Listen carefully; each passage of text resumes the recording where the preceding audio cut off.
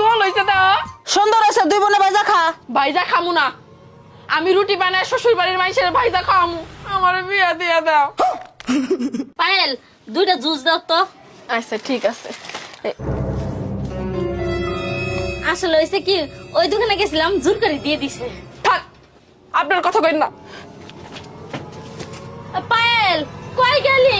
এরপরে থেকে সব তোর দোকান থেকে নিমু। আহা আমি পারি না পারি না হয় শান্ত ভাত খা আচ্ছা সীমা আরে জানোয়ার খাওয়ার আগে হাতটা ধুয়ে আসা খা তুই আমার জানো ডাকলি কে?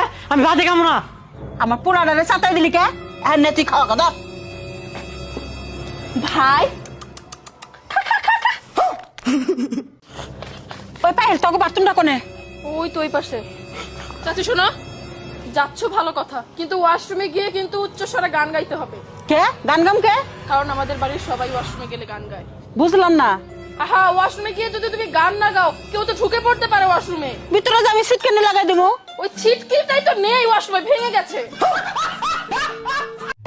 ওই পায়েল ভাবতেছি তোর একটা আইফোন কিনা দিব ইয়াল্লা তাই নাকি কবে কখন কোন সময় এত টাকা তুমি কই পেবা ভাবতেছি